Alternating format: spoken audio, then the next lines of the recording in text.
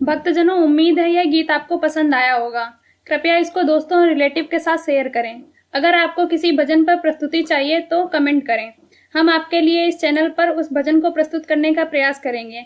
अगर आपने हमारे YouTube चैनल को सब्सक्राइब नहीं किया है तो तुरंत सब्सक्राइब करें और बेल आइकन दबाना बिल्कुल ना भूलें। धन्यवाद।